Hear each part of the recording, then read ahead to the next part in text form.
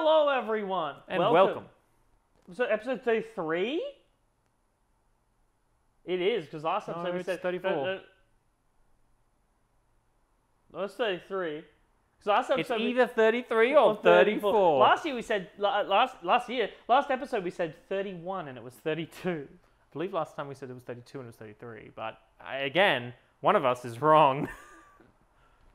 Who could it be? In a way, we're both wrong. Well, last week was green, and this week is yellow. And as we all know, James, because there's just no spoilers, because Set 2 Shadow... Wait a minute. Wait. What was that? That thing behind me, this is a shadow, right? Yeah. Shadow. Yeah.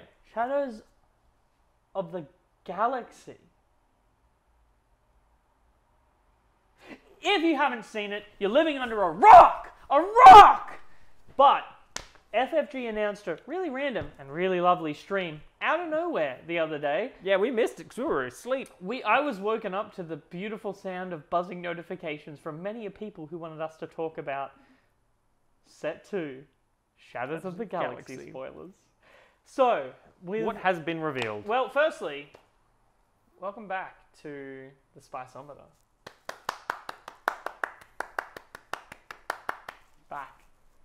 But I believe we've got the starter deck cards and 2 of the inset cards. Also, I think we are missing 1 of each starter deck card. I think we've got 3 revealed from each of them out of the 4 that are in them. Yeah. And then instead of doing that, they revealed 1 card from the start from the actual set.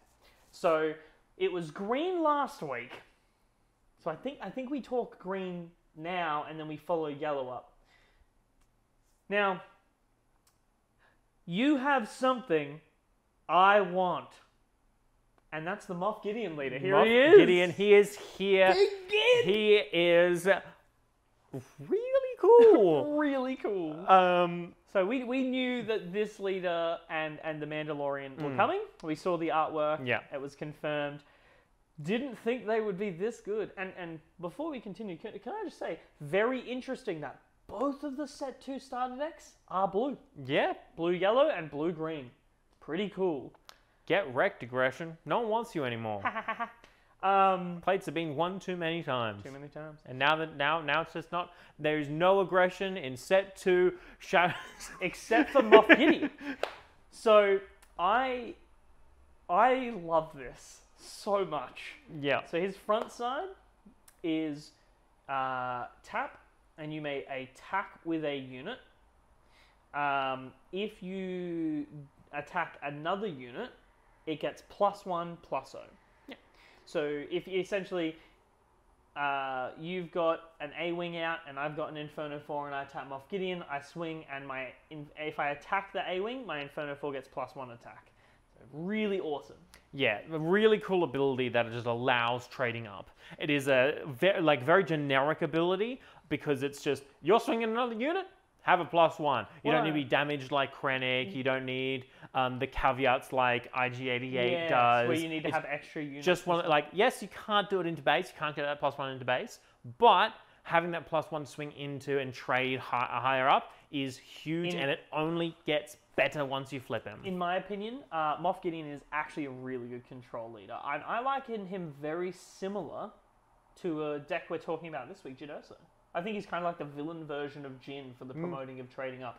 But he deploys at the magic number 5, which most of the really good leaders currently deploy at. Yeah, 5 is that really nice kind of...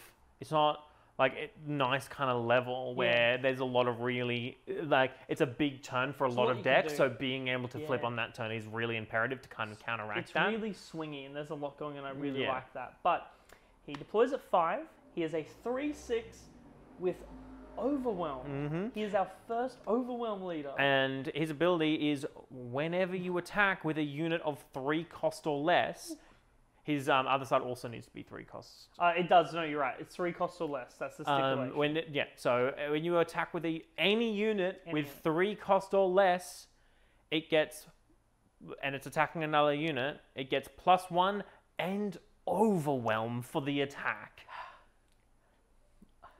I've used this in some testing. It's good.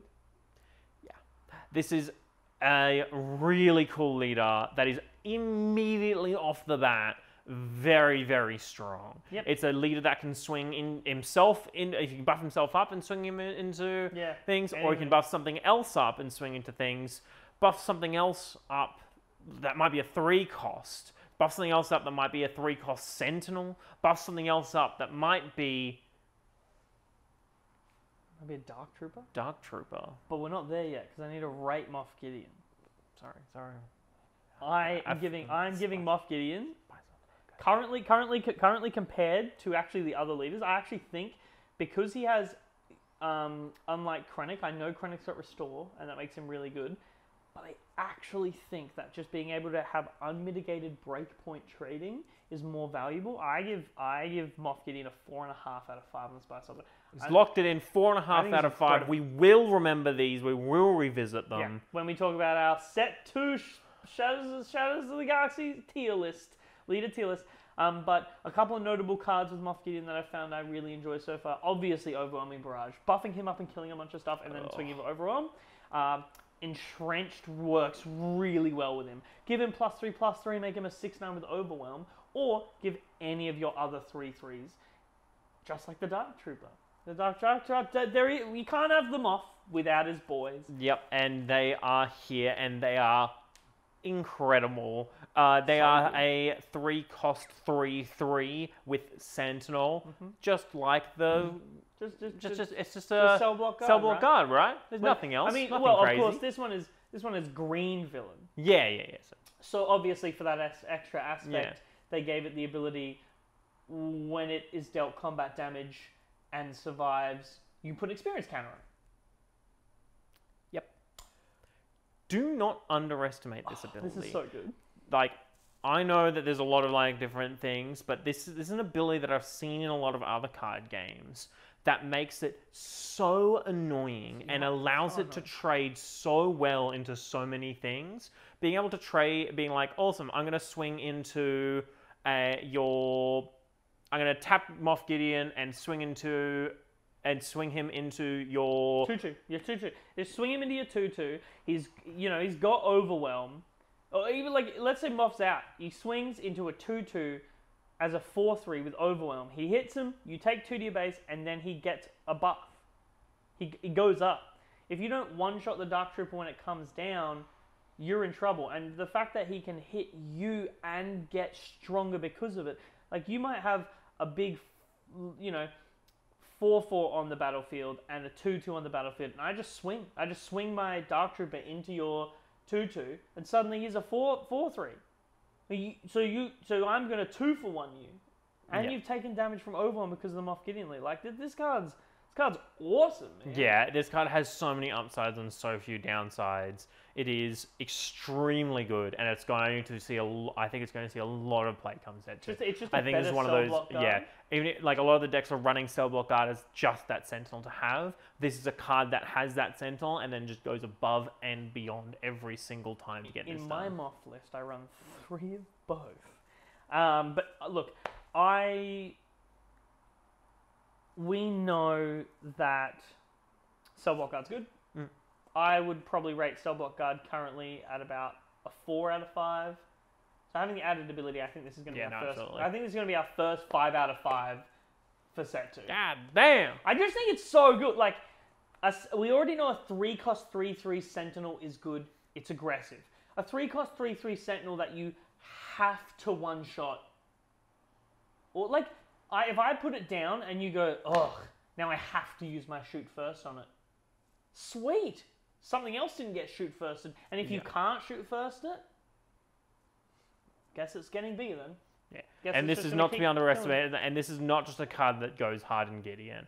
Tarkin Troopers is going to absolutely love this card. It already gets experience counters. It gives more experience counters. It's going to be crazy. Put it in Palpatine. Put it in Palpatine and just have this and Emperor's Royal Guard in Palpatine as your Sentinel package is bonkers. It's nuts. Not to mention that in Palpatine, which runs cards like Admiral Yularen, Colonel Yularen, Cellblock Guard doesn't heal you. Now it does. Yeah, absolutely. Yeah, this is an incredible card. But It's a trooper there too. are a lot of other cards to talk about. True. We're going to move on to one of the blue cards that was revealed for the villain starter deck. And I would love to remember the name of this card, but I never do. Calculated I think it was like ferocity or calculated dismissal. I think. Or something. No, it's something like that. Pull it up. Pull up the card. There it is. That's what it is. It's there it is. close to the thing I said. So this is a blue villain. It costs 4. Same as Takedown. It's an event. This is an interesting one. We've talked about this, and this is definitely a sideboard card. If you don't like your A-wing leaders, this is the ultimate counter. This is the ultimate counter to it. Yeah. So it's a full cost event that says defeat a unit with 3 cost or less. Pretty decent. It's a little bit more restricted than Takedown is, but obviously there's 3 costs with more. But for every upgrade that is on the defeated card, you may give 1 XP token to one of your units.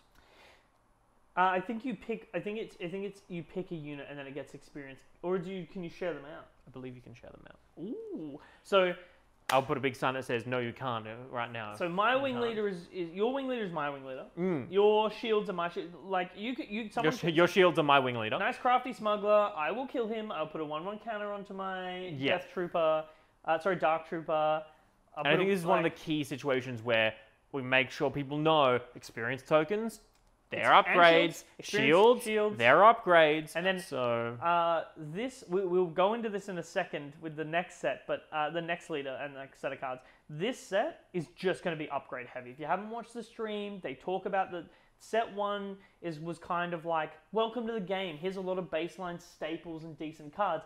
Now it's set 2. Now we're just going to do what the game actually is. You've got all the basic stuff. You know how to start. You know how to do the little things. Now you can start playing the game. Set 2 is about upgrades, unique mechanics, and we're only going to get more from set 3. So I know you're big on the upgrade hype train. Yeah, I'm huge on this. I'm huge on a lot of stuff, and I'm huge on a lot of stuff that's countering so much stuff from set 1 makes sense now that we're seeing these cards in set 2. Snapshot reflexes makes a lot of sense.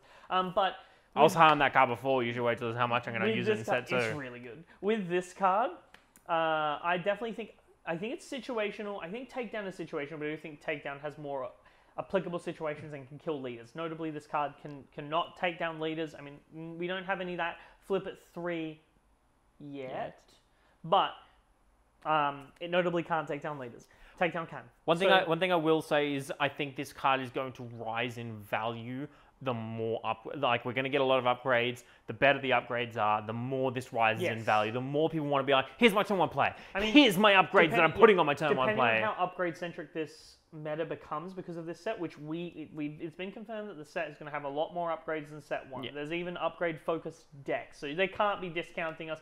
Every color got 2 to 3 upgrades per color really, and that was good. That felt good. But I'd say this set you want to be expecting 5, maybe even 10 per color this time. I think we're going to go that high with it. I think we're still going to get 3 or 4 per color. I think it's going to be I think it's definitely going to be when I say 3 or 4 per color, I mean in blue there was maybe 5 upgrades. This time it's going to be in blue, which includes hero and villain. There's going to be probably 7 or 8 in total. Okay, I agree. I thought you mean blue. No. I mean, it's 5, and then red mono gets 5. I mean overall, because blue's only got maybe 5 in total in set 1. I think it's going to be 10 per color this time. They're going to cut down on the events and go more heavy, which is great. That's awesome. Yeah. But for this card, I do think that right now maybe it's not as applicable, but I think it's got a lot of value, and we've talked about this. I'd sideboard this already. In our current meta, in our current thing, I'm already man, that's such a good sideboard card. And this set's going to have more upgrades, so this card could just become a mainboard card. Therefore, I'm giving it a 3 out of 5. I think leaning more towards a 3.5, but I'm giving it a 3 out of 5. Now, onto the last villain spoiler from the lot. it's. Can we have home one? We've got home one at home. It's Gideon's light cruiser. So this is an 8-cost villainy. I believe it is a 7/8.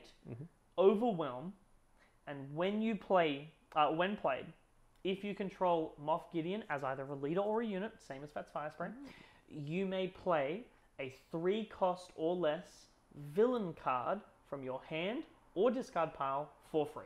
Yeah. This is essentially very similar to Vader in the way that you bring out another kind of 3 cost with him. It's 1 more cost, but it's a big space unit with higher stats. So like you kind of have that caveat. I think this is a very interesting card. I think it's a card that's going to be it falls into that category of starships that do something on arrival, so they're always considered kind of the better version of starships. I don't think it's as impactful as some of the bigger stuff. No, get out of here, Chimera. It's a win more card. Yeah, I would love to see this a little bit cheaper. Six for this would have been ridiculous. I think like if it was maybe a 6-cost, like if it had the same stat line, if it was the same stat line and same cost as Ruthless Raider with this ability, I think that'd be wacky. But then again, we've also seen these bonkers 3 drops coming down. So it's one of those cases where it's really going to depend on what you can pull out with it. Yeah. And honestly, pulling out a Phase 3 Dark Trooper with this thing so cool. Seems pretty good. Also, that artwork for the Phase 3 Dark Trooper is so good. The artwork for Set 2, they've hit the nail on the head. But we're going to talk about artwork. We're going to talk about artwork soon. Not in this episode, but soon. But I think this card currently is win more. But like, who knows? We could just get a bunch of really good 3-drops that are absolutely wacky. Like, we could see something as relevant as Death Star DJ. I mean, like, it probably won't ramp or anything, but it could be of the same meta relevance capacity. And that could just propel this card upwards. So right now, I like it. It's cool. It's definitely win more. When I've been testing it, I'm like, meh. I give it a 2.5 currently, but subject to change. It's yellow now. We're yellow, right? Yeah, we're yellow. We're yellow this week. And we just covered off Moff Gideon. Yeah, we definitely haven't already spent 20 minutes of the episode. But the show isn't called The Moff.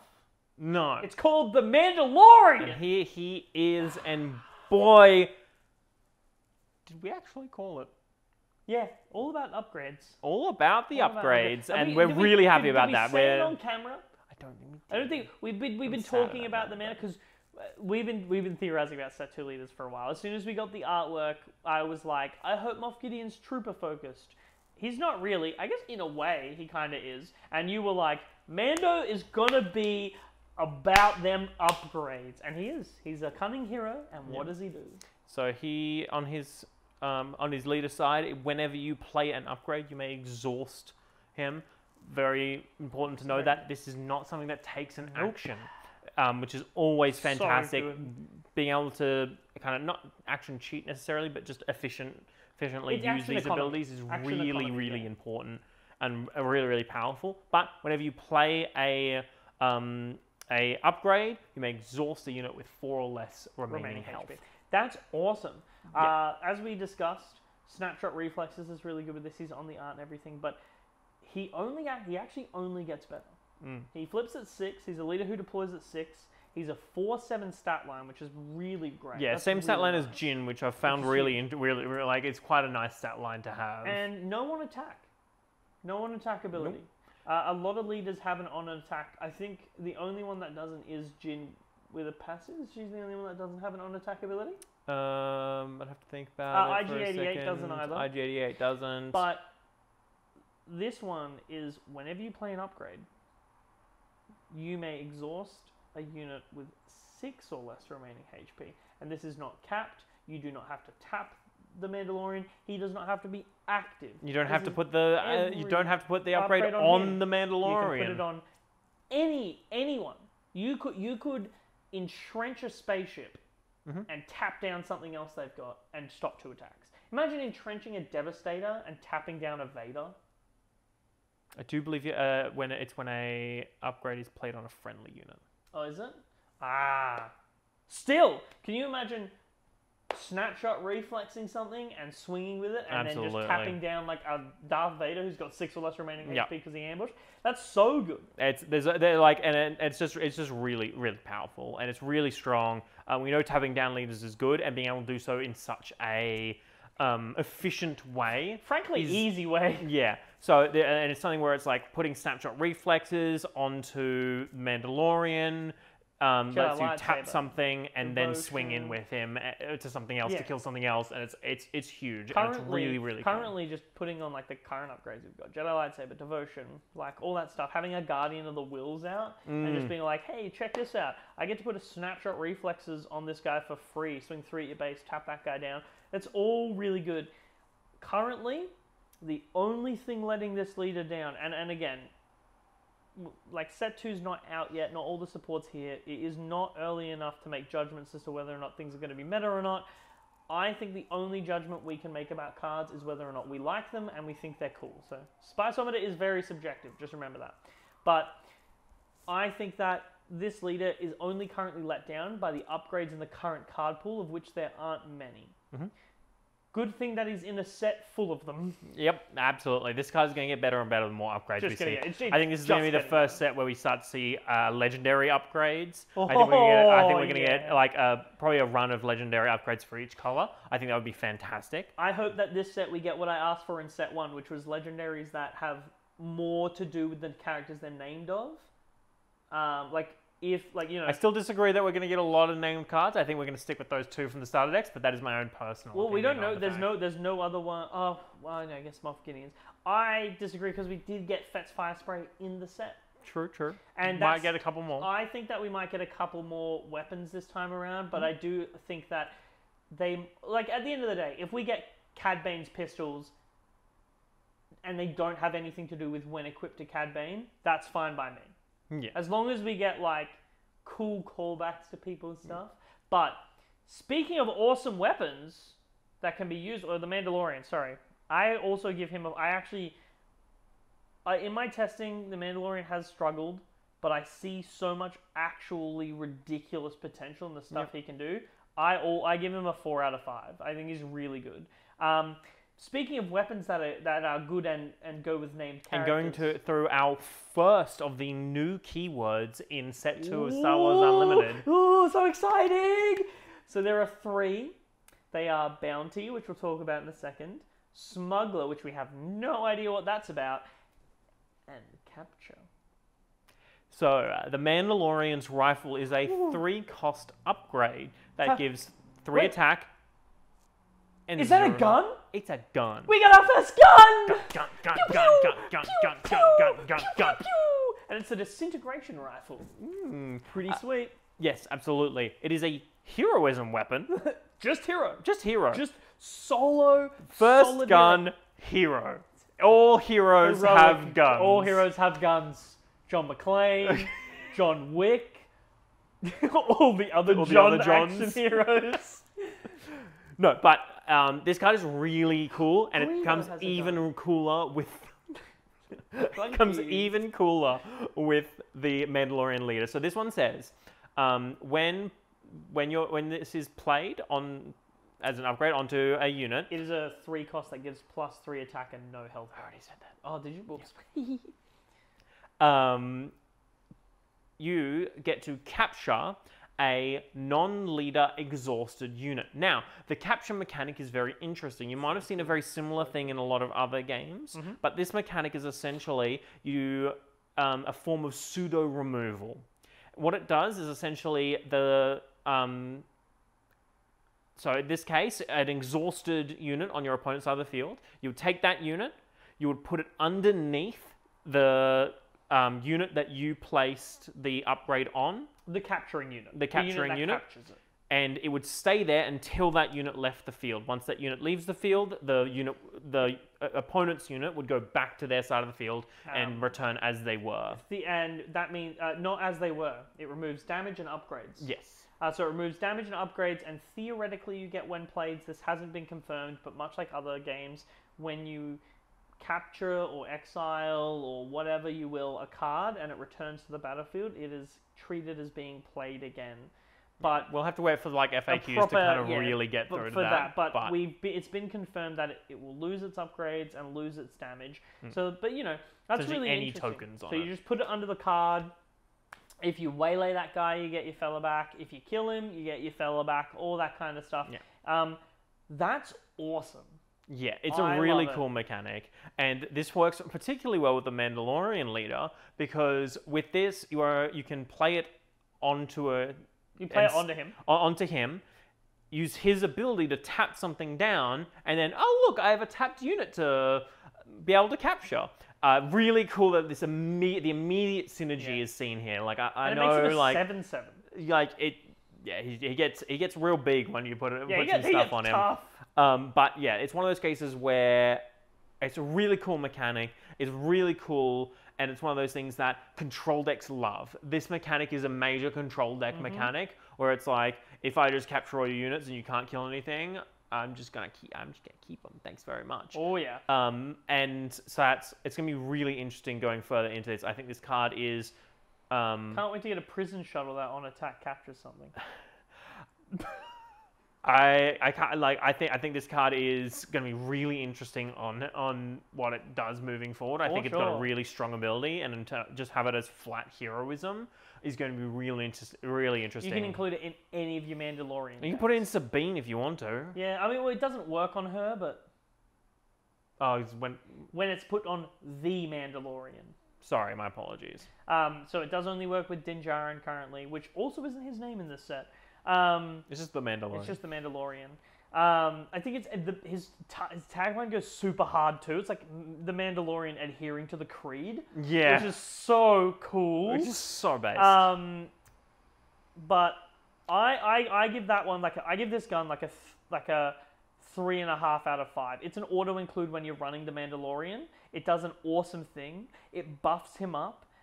It like a buff and removal in one swift go. Yeah. And if they've already got a tapped unit that you want to take, negating an attack by tapping another down and stealing the other one, well, that's just absurd. Yeah, but, absolutely. I think it's a very, very strong ability. That's very cool. And it's a good thing that in this deck, just the leader taps things down. Just the leader, right? Well, yeah, unless you count, the other Mandalorian character, the small green one, the one named Grogu. Grogu. Irresistible. Grogu the little man. And he's just a 2-cost cunning heroism 0/5. Just don't worry he doesn't do any attack. Don't worry about him. With the ability, tap him, tap an enemy unit. Is that Devastator? Tap it. Sir, there appears to be an image on our scanners. It's just a little guy. Oh, we love him. We're too busy to attack this turn. Yep. You can tap any unit in the game. Does not care if it's a leader. Does not care if it's a Devastator. Doesn't care. Grogu don't care. Grogu don't care. Also what Grogu don't care no for? Grogu don't care no for because he's a 2-cost force unit that can have a lightsaber equipped on him turn 2 and become a 3/8. Yeah. Grogu is a very cool card. It's a card that can be used simply as a turn 1 play to provide a lot of value throughout the game, or it can be something where you can just be adding shit onto and turning him into his own little Voltron. Turn 1 play Grogu, claim. Turn 2 play the lightsaber, tap down your opponent's card. And then later in the game, when you're like, I don't want to attack with him, I want to stop that. He's got the utility of being able to tap down. He's really good. He's really cool, and he's a really, really cool unit. And it's one of the and a 2-cost force unit that has the potential to stick around is nothing to scoff at. This is something that is going to be really important coming up. I definitely. I actually think that unlike Leia, and Leia's pretty great. Like a lot of yellow hero decks run Leia because she can tap something down. Yeah. This is a yellow hero staple. That's it. It just is. Yeah. It's a yellow hero staple because it's so good. It's got a great stat line. It can soak hits. It can tap things down. It can stop attacks. This is our second 5 out of 5. Wow. When you're good, pulling out the 5 out of 5s early the set. way I look at it, right, is Dark Trooper's going to go in every green villain deck, and Grogu's going to go in every yellow hero deck. Fair enough. Because who doesn't want a Sentinel that gets bigger, and who doesn't want a card that has a aggressively costed stat line and just taps down anything? Who just mitigates attack on a stick turn after turn. Yeah, absolutely. But there's no, like, it's not like we're gonna have a unit that like completely heal him and give him like a bunch of, not even one but 2 shields. Well, that would be ridiculous. Yeah. I mean, they wouldn't show off any legendaries in set 2 straight away, would they? No, absolutely not. They just show off the starter deck cards, not the Mandalorian legendary, the 6-cost 5/6. Is this the Mandalorian? Where With I go, he goes? Where I go, he goes, with Sentinel, and is the ability, when played, Oh my gosh. choose a 2-cost friendly unit, fully heal it, and give it 2 shields. And who's a 2-cost? Grogu. Who's on the artwork? Grogu. I love this artwork. Can we just talk about this? He's swaddled up little bit. It's fantastic. It's very, very good. Single dad is just taking his son out for a walk. Ignore the gun. Ignore the gun. Don't worry about it. This is awesome. This is an Obi-Wan Kenobi that has a when played instead of a when defeated and 1 extra attack. Yeah, I think this is a very good card that I think this is a clear view to a lot of people who are worried that this game is going to power creep too fast. Yeah. I think this is a very good card to look at and be like, it's better than Obi-Wan. Nah. In certain situations. But Obi-Wan is better than it in certain situations. Right, like it's almost like they've gone sideways and built a more diverse group of cards rather than just building up. Exactly. This game aims to go sideways and build out the foundation before it goes up and makes things irrelevant, which is huge. And the devs have talked a lot about that. Yep. But again, this is a great card in a deck that runs a lot of weenies. But I'm not running it in my Luke Force deck because I like Obi-Wan's ability to give my other stuff counters and draw cards. But if I'm running a deck of all 2-cost small hero cards, I don't want to run Obi-Wan. Yeah, I don't, because I don't run. What am I going to do? Put my counters on Guardian of the Wills? Yeah, it's great. I would rather put 2 shields on my Guardian of the Wills, who has a lightsaber and 3 damage and fully heal him. That's so. Clear situations where, no, the Mandalorian is just not straight up better than Obi-Wan. And Obi-Wan is not just straight up better than it. They both are awesome cards with awesome art, and they both go in their own decks, Absolutely. and that is awesome. Yeah, absolutely. I think it's a really nice legendary to show off first, to kind of be like, hey guys, but don't worry. Yeah. And like, I think it's a really cool card to show off first, and just like how... how this set's going to fold out and I'm how excited we're for going to see my it. hopefully blue-red Mandalorian deck where I can just play my 2-cost Sabines and start putting shields on her and then be all like, okay, you got to attack her, and then by the time they finally get through all the shields, I'm like, oh, but you see, I have this. I've got the 3 aspects. You can't even attack her anymore. I give this card a 3.5 out of 5. I think that is subject to improve based on the 2 costs we get in this set. Absolutely. And now finally. There's 2 more cards. What if my Grogu dies and I lose my Jedi lightsaber? Yes, there is one more card. There's 2 more. There's 2, one more than what I was thinking. One more in the starter deck. Yes, one more in the starter deck. Well, it's in the discard pile. We don't have anything to be able to get stuff back out from the discard pile apart from units now. So unfortunately, you're just gonna have to draw another one. What about the Mandalorian ship? Oh, the Mandalorian ship, the 4-cost 3/4 that when played gets a 2-cost upgrade from your discard pile and puts it into your hand. That's not true. When played, return an upgrade to your hand. Oh yeah. And it's restore 2. So this is a blue hero. 4-cost 3/4 restore 2. When played, return an upgrade from your discard pile to your hand. Whoo boy! Would a 4-cost 3/4 restore 2 be good? I like that it has a really relevant on-play ability. Yeah. Then what if we just took Arc, a really good staple card in all blue hero decks, and just made a higher statted, slightly higher cost version of it that synergized really well with the Mandalorian leader. And then they did. so far, you've seen the artwork for these cards, the starter deck cards, and you know that we're going to get alt art foil pre-release versions of the leaders, but most importantly, you know that our OP kits are going to contain awesome-looking hyperspaces. This Razor Crest is one of the ones this and Dark Trooper are the ones I'm looking forward to the most. Yeah, absolutely. I think that having the, because the artwork is the Razor Crest coming at us, shooting towards us, removing the border on that. Yeah. Mwah! Yeah. Absolutely. All the spaceships look really nice in those hyperfoils or hyperspaces. Yeah. This card is awesome. This card is just sweet.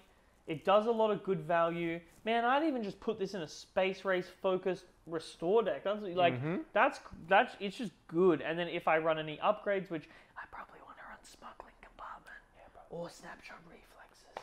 But, you know, I can add back to any upgrades I want. Hardpoint heavy blasters, things like that. So gonna be honest, again, another banger, another 3.5 out of 5. And now we come to a very interesting card. The last card that we're going to talk about... The pop quiz. Do you remember the 3 mechanics in the set? We got Capture, Smuggle, and... Bounty. Woo! And this is our first Bounty card. Now, Bounty card is very, very interesting. It's kind of a weird mix of things that is going to get really interesting depending on what they do. Yeah. So, Bounty itself is going to be exclusively on upgrades, I believe. Technically, it doesn't have to be. A unit could have Bounty. It could. Currently, we've only seen it on an upgrade, and it's most likely going to stay on upgrades or have an ability that gives other units Bounty. For now, the ability goes, when this unit is defeated,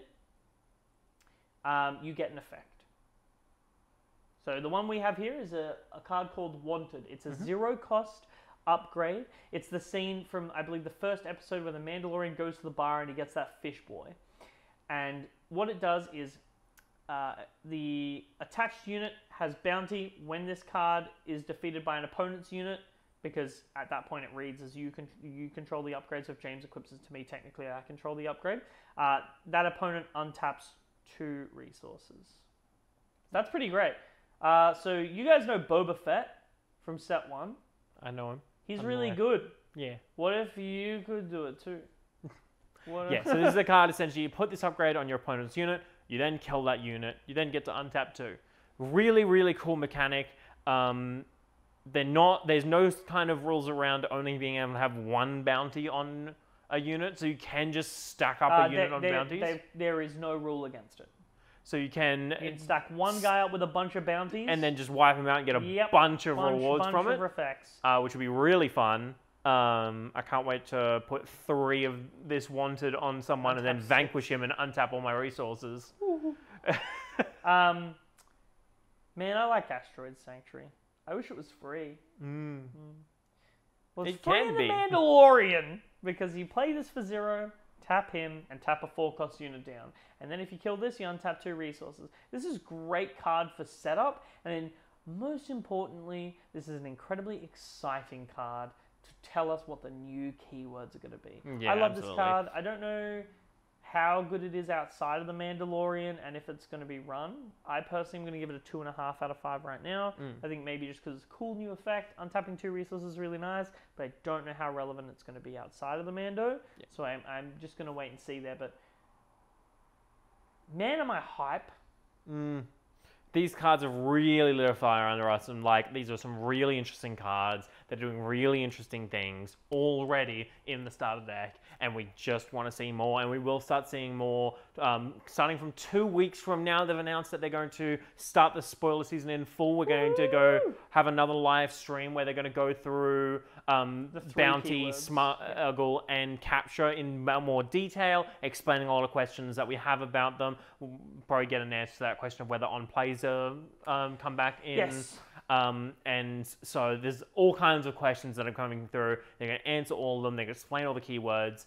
I find I'm very excited for having 3 more keywords in our Star Wars Unlimited. And keywords that don't immediately feel obsolete, but so far feel like they really belong. Yeah, absolutely. They fit really nicely into the pieces we've already got. Capturing is really nice, and it's an evergreen mechanic in a lot of other games that fits really nicely into this one. Bounty is awesome. It's super thematic, especially in a set full of bounty hunters, but it's already thematic in the sets we currently have, where removal and control decks love these cards, and value-based mid-range decks love these cards, and then Smuggler, have no idea. Very excited. But that's all of the stuff from the new set that we've got to talk about so far. We've used up a fairly large chunk of this episode, so this one might go a little bit longer than usual. Yeah, but unfortunately we are going to talk a little bit less about these than we probably have the previous ones, just so we can make sure that we get the episode to a agreeable length. But let's pump up the jam, pump it up with our 2 yellow decks. Absolutely, and if you watch the gameplay, Something happened. Something happened. We did a thing. Do you want to talk about your deck first, or shall I talk about my deck? I'll talk about my deck first. My deck is very, very simple. You've heard it 100 times before. I can explain it in 5 minutes to you. Boba Green. Boba Green does Boba Green things. Boba Fett is the key piece of the deck. It all revolves around him. He's a 4, comes out on 5, he's a 4/7, which is the highest stat block we have seen so far on a leader. Maybe set 2 will beat it. I doubt it. Because if they do, highest stat block for the cost, is what I'm saying. Sorry. For the cost. Because we've got Palpatine, Vader, and blah, and but coming out on 5 as a 4/7, he's the only 4/7 that flips at 5. Yeah, and that is really relevant. Boba Green aims to do 2 things mainly. It aims to ramp at least once to get him out of turn early when no one really has any answers for him, and it aims to be able to ambush in the battlefield Steadfast Battalion to either do 7 damage with the Steadfast Battalion or to make Boba a 6/9, which is nutty. And other than that, pretty much normal Boba stuff that all the other decks do. Value-based play extension through untapping and removal. The deck's got it all. Overwhelming Barrage, Fett's Fire Spray, Shoot First, Mini Boba, Vaders. What more could you want in a deck? Yeah, the most expensive deck in the game for a reason, and it's because every single person wants to play it. There was over 100-person tournament in which most of the pool was Boba Fett, and Boba Fett still had about a 60-something% win rate. And going through a lot of those decks, I've seen a lot of analysts of that tournament. A lot of the time, those Boba decks were only losing to other Boba decks. So it's one of these decks that is huge in the meta right now. It's hugely relevant right now, and it's one of the decks that I think it's one of the more accessible decks as well, because decks like Krennic and Krennic, Iden, they can be fairly intimidating because they are relatively complex decks to play. I mean, that's just control. Aggro and this variant of Boba, I'd say, fall into the same capacity where they are very linear and very easy to kind of just lock in. You know, you're like, I don't have to do too much. I don't have to stress and think too hard, which can be great for long form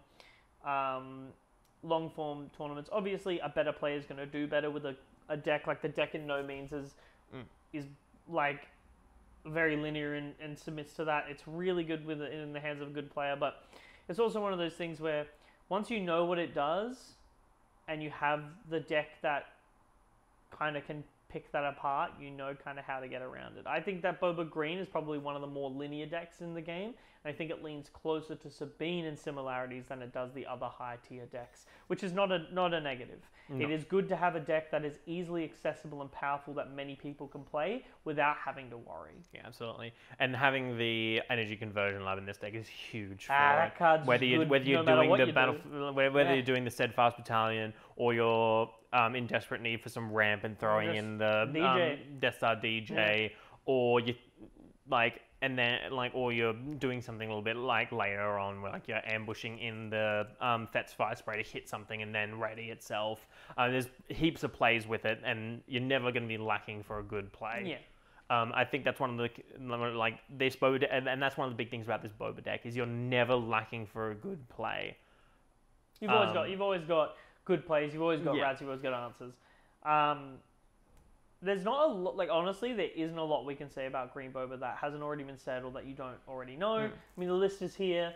It's really self-explanatory. It runs a lot of great yellow value pieces for disruption and getting ahead, crafting smugglers, Greedos, all that kind of stuff. Yeah. And then it's got big finishes, Vader, Fire Spray, and it's got the generally good green pieces DJ, Barrage, you know, Resupply, all that Resupply. jazz.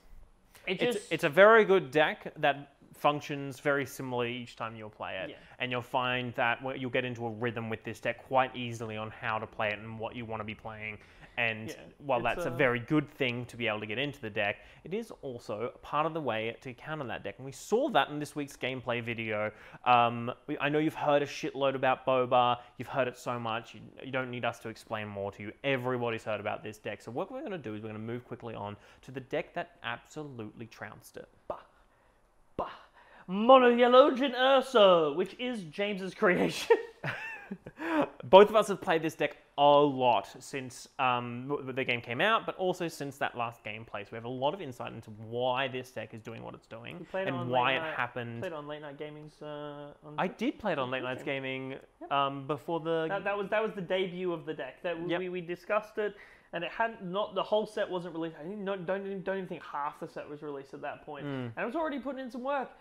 Getting the rest of the set, I can confirm, has made it a lot better.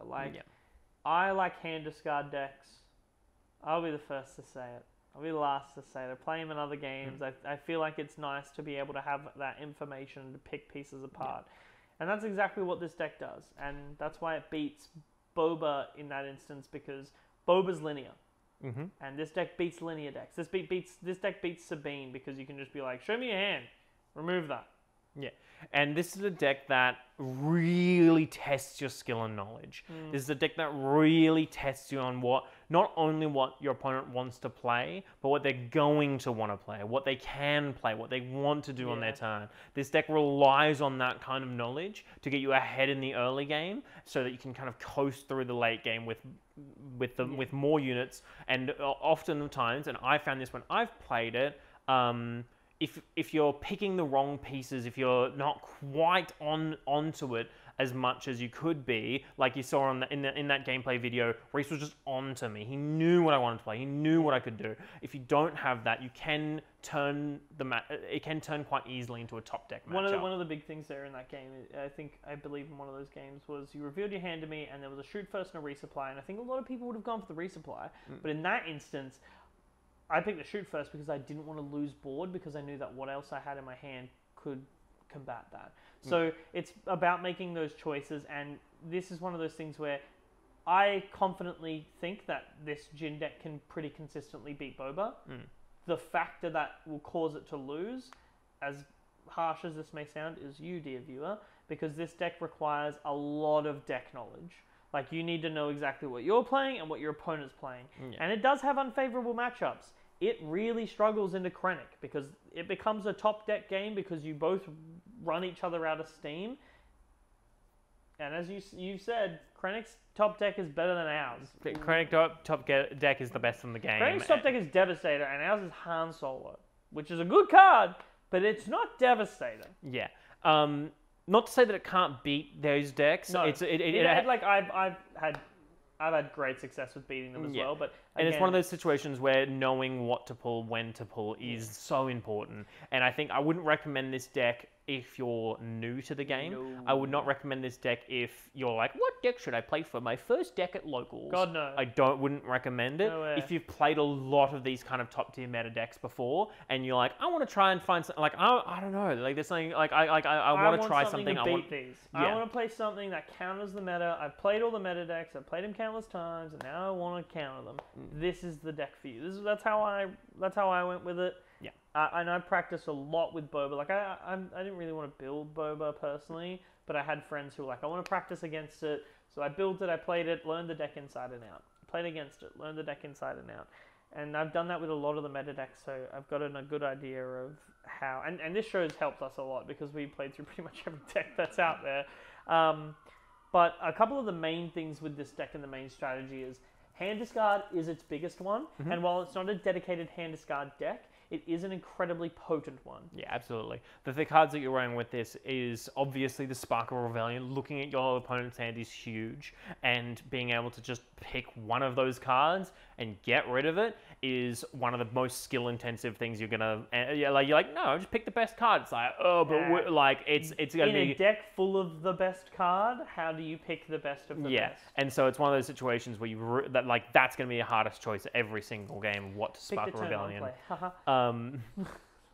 The other card that has done absolute work in this deck. Body rule. Yeah, absolutely. And we've seen it in Mono Yellow Boba a lot as well. This is one of those key cards that was run in Mono Yellow Boba. And it has the same purpose here. Disruption, getting those Power of the Dark Sides, getting those Overwhelming Barrages, getting those Rebel Assaults, those Surprise Strikes. There's so many big swingy cards that are events in this game. And on a stat line of 3/3, he makes trading incredibly nice, especially with Jin's ability. Yes, very much Now, a couple of the additions that I've made to this deck are Syndicate Lackeys and Gamorrean Guards. Gamorrean Guards is really annoying. Really annoying, especially in the turns where you've discarded your opponent's hand 2, maybe 3 turns in a row at this point, and then you drop a 4/4 Sentinel that they can't deal with, is really annoying for them. And then flipping their leader like Boba, having a card like Syndicate Lackeys to be able to just get 5 into him, which means that you're just going to kill him. So at that point, you've discarded their hand and also played Bodhi Rook. There's a 3/3 on board. They barely got anything. They probably have nothing on board, if I'm honest. And they flip their Boba leader to try and get ahead. And you go, cool. Swing Bodhi into him. And then they go, okay, swing at you. Untap my 2 and you. Awesome. Kill him. Yeah. And the next turn I flip Jin. And that's where it's that's it for you. I've got a 4/7 then. And I'm building up my board. Getting everything I need. In the late game, you've got Han Solos, which really, really help. Chewbacca is a really nice card to buy some time.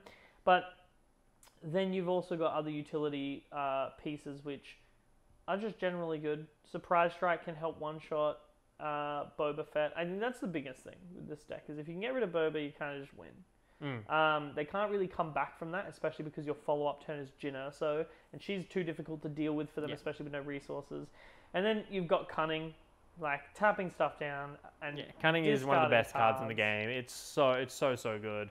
And so it's that 3-off package of Spark Rebellion, Bodhi Rook, and Cunning that is going to be your staples. And just Fallen Surgeon, actually. That one big thing about it is, I know people say that, but you don't discard it. They draw a card. It's plan disruption. Your opponent sits there and they spend time planning around their hand they've got, and when you go pay 2, play this, you draw a card and then you discard one of them, and they pitch a Vader, and then they go, awesome. And they look down and they drew a Crafty Smuggler. That's awful for them, because you just got rid of a Vader and played a 3/2. And it's luck-based, but being able to disrupt someone's plan and giving yourself that opportunity on a 3/2 body, which would be fine to play anyway, even if it didn't do that, is really nice. And this is one of the big things, what we were saying before, of why this deck is so good into decks that want to be played linear. Because what it does, and the main thing this deck does do, is force your opponent to come up with a new strategy, constantly replanning their turn because of the disruption you've put down. And that puts a lot of players at a disadvantage and leads to mistakes, which is not to be underestimated. Yes, mistakes happen in games and sometimes you play badly, but inciting situations that breed mistakes is the sign of a very good card game player. This deck loves to take advantage of people's mistakes. Someone goes, this because I can't do anything else, and you go, that is so good for me. And then you just ruin them, like putting them into the position where they feel like they have to play a unit and end up wasting resources, and then you just had a way around it because you were expecting them to play a unit. You built that, and that they fall into your pitfall, and that allows you to get ahead again, even further. So doing all that kind of stuff is really fun. But again, the biggest crutch of this deck is you need to know what you're playing against, and you need to know how you're playing. But a lot of people who tend to pick up big meta decks like Boba for net decking purposes and things like that, which is not a negative, you need to be aware that if you just do it the normal way, whereas you pick it up and you learn the linear plays for this deck, and you go, okay, here are a couple of other branching plays, and you come up against someone who knows what they're doing with a deck like this, you're probably just going to lose. You're in for a rough time. Yeah, you're probably just going to lose. Like, like being able to just pay 2, look at your opponent's hand and go, this is the key piece that you need for 1, even 2 turns down the line, and then they go, oh, you know, you're probably thinking not a big deal right now. You play your game out normally, and then you realize that key piece is gone. So that's it then for you. You've set up and you have no payoff. Yeah. Where your opponent got their payoff 2 turns earlier, and they've just finished setting up to just take you down. Yeah, absolutely. And I think one of the key things that came into this deck, it's not in the list that we have here, and it's a card that we put in immediately after this gameplay because there was that threat coming from space, I believe, in game 2 that we played. Oh, no, game 1 that we played. Yes. There was that threat coming from space, and there wasn't really any answer to it, and it's been really good to us. Ooh, really, really good to us. And it is a card not very often played, is that Aussie Tuck Liberator Gunship. It is a card that has come through for us a lot with this deck, and it's a really interesting card of being able to clear out A-Wings, clear out Inferno 4s. Inferno 4s. Like, you can... If the 7th Fleet Defender doesn't have a shield, you can remove the shield. You can kill the 7th Fleet Defender. Like, it just hits the space, gets rid of red 3s, all that kind of stuff. So it's not in that deck currently, but we absolutely put it in because it's incredible. So I guess that's really all there is to say about Jin. It's a fairly skill-intensive deck that you need to know what you're doing. And I actually do think it's going to get a lot better with the new set stuff coming out. Another cycle of having double yellows. But most importantly, I really want to see a bounty draw, because I think that would do this deck a lot of good. Like being able to bounty draw in the mid to late game with this deck, because you're going to have control of the game at that point. And in order to not let it slip or lose control, if you can just get a couple more cards and get some more resources at the point of the game where you need it, and then it's no longer a top deck battle between you and Krennic, it's I've got a full fistful of cards and you're top decking, that's so much better in your favor. Absolutely. And it's one of those cases where it is just a case of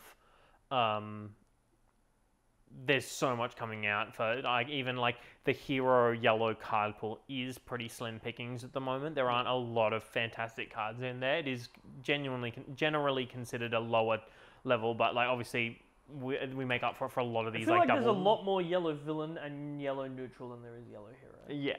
But we're going to get a whole new influx of yellow hero cards coming in set 2. And this is a deck I definitely think is going to be transfer really well into that set 2 meta. And just it's Jin's ability to just trade really favorably a lot of the time is... It's going to be really nice. Very, very good. And it's going to be very, very good as we move forward. Yeah, it's really solid. I think that's really all there is to say currently about those 2 decks. Now... we hope you enjoyed that. Go check out the gameplay if you haven't. But we're going to quickly tell you what the next schedule is going to look like for the next little bit. So this is coming out on...